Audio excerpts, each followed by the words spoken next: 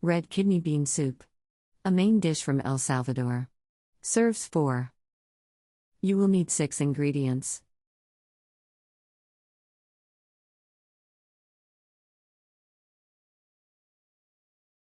Step 1.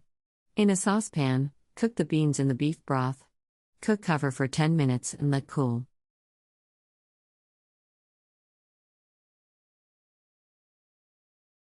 Step 2.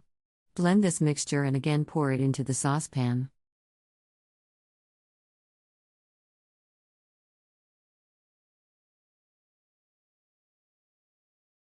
Step 3.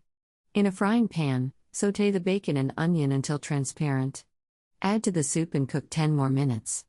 Check seasoning and sprinkle on some Worcestershire sauce. Step 4. Before serving, add cream.